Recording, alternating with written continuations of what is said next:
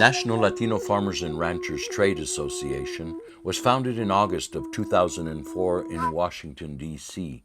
by Rudy Arredondo, historically a farm worker advocate who continues to work with farm workers transitioning to farm ownership to preserve and build the family farm and ranch. The mission of the organization is to organize, engage, and provide technical assistance to Latino farm and ranch advocacy efforts across the U.S. The organization is organized for change at USDA and other federal agencies to fight historical discrimination and promote equity and inclusion in policy decisions that affect our communities.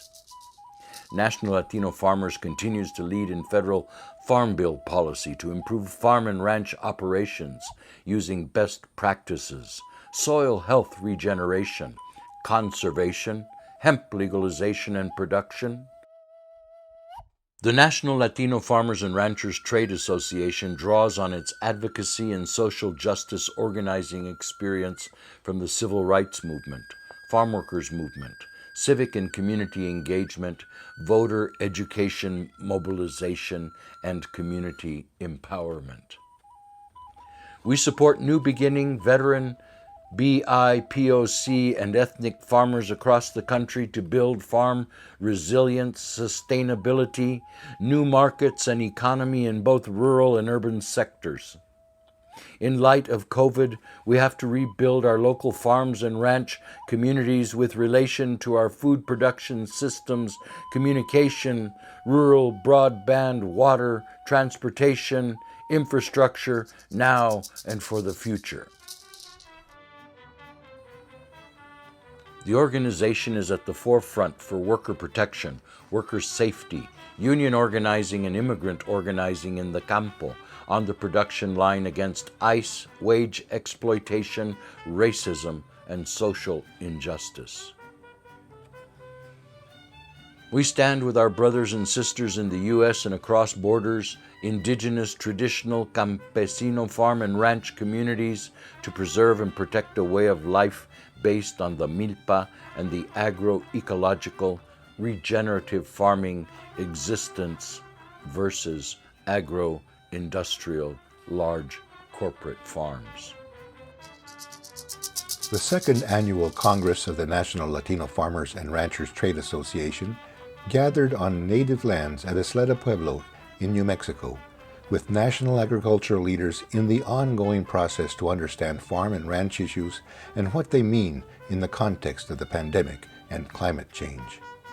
We engaged leaders to develop strategies, resolutions, and solutions guided by a broad vision and the capacity to act.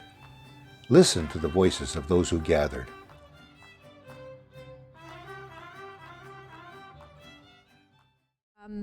And very honored to come from an original land grant here in northern New Mexico, the San Miguel del Vado land grant. And I'm here in my ancestral lands. There is discussions around conservation, water and soil conservation specifically, and the opportunity to connect with other small farmers and learn from their lived experiences and their narratives coming from all over the country, from their struggles to their triumphs. So everything is interwoven, right? So if we're talking about water, water rights, water protection, because water is life, here at this conference, it's also connected to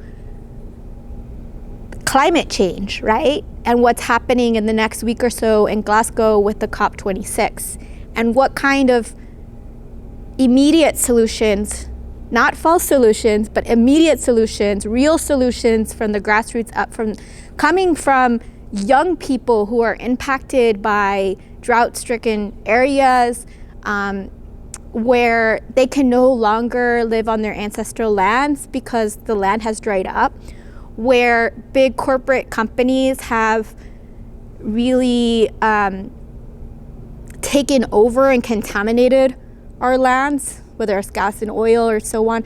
So really young people have the solutions, right? They're deeply engaged in everything that we do, whether it is around water, whether it is around racial justice, environmental justice, anti-policing.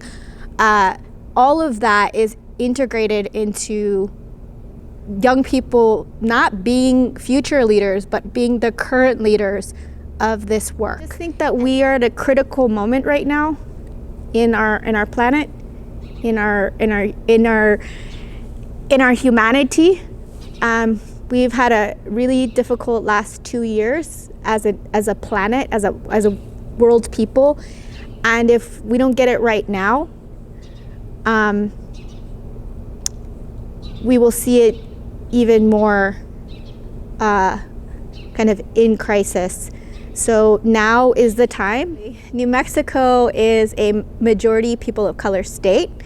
The majority of farmers and ranchers in this state are Latinos, Chicanos. This is their ancestral land, right? So we need representation, not just when we're talking about state legislation and regulations. It means that we need to have a strong advocacy voice, talking about equity, talking about traditional farmers and how we're going to be included and prioritized in these different policies.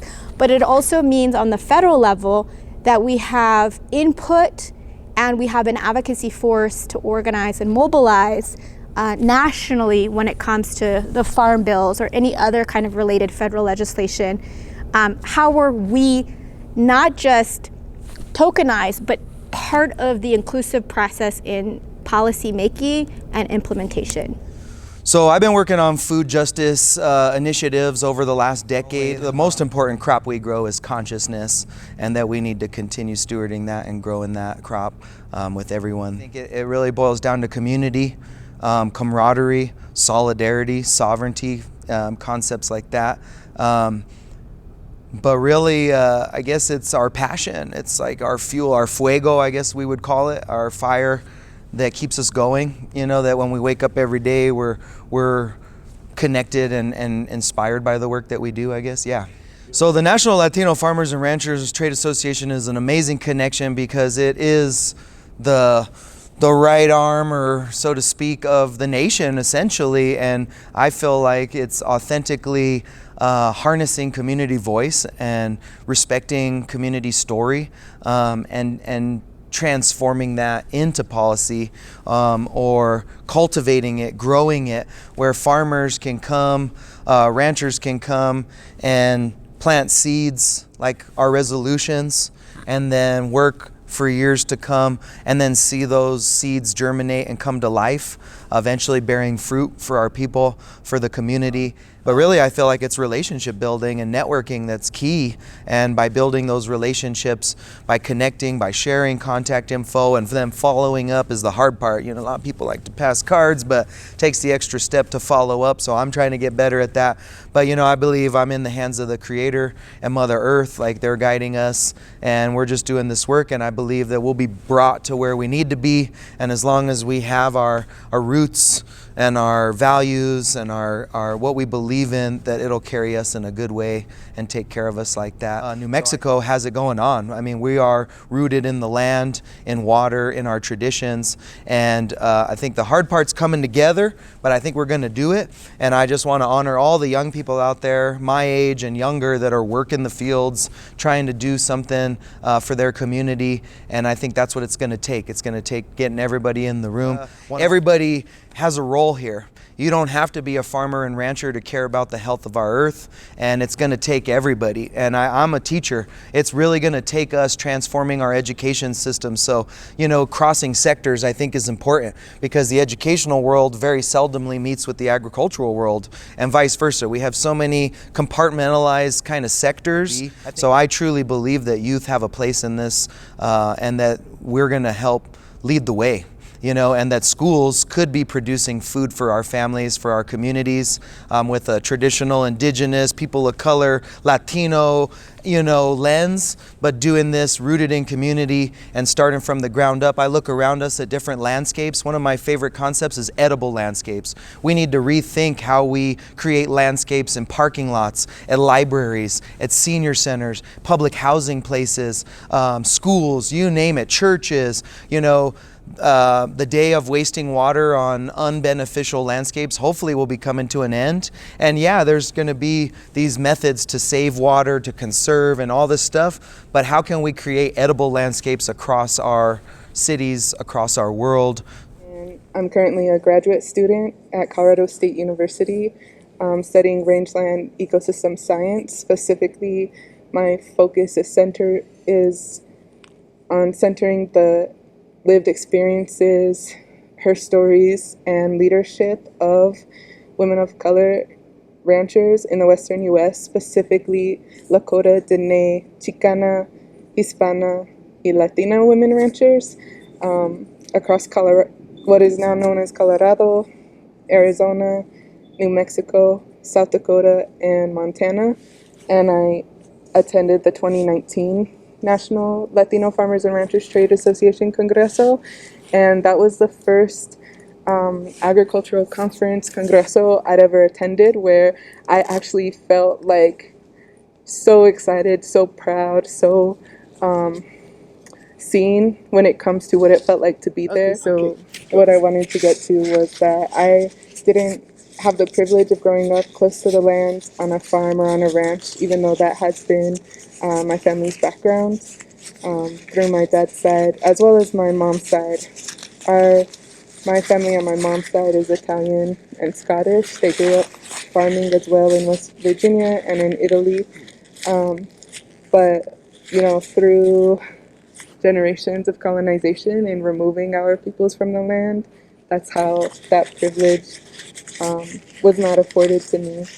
I've always been interested in working in relation with the environment, with Mother Earth, with our people on the land. So I ended up studying rangeland ecology and management as an undergrad. What my graduate program has showed me, which is the focus of our communities on land, that Indigenous peoples are the original stewards, protectors, and defenders of these lands, that our land-based communities have always been here and are still here, that we have built and created many organizations that are focused on our servicing and that are made up of us. We already understand from our own lives, from our elders, from even our youth, what the issues are, what needs to be focused on, where resources and financial assistance and support needs to go. So the thing I love about the National Latino Farmers and Ranchers is it's coalitional, it's cross-cultural. So, it's been exciting to see that the leadership in this organization is not just Latino leadership, it's Black leadership, it's Indigenous leadership.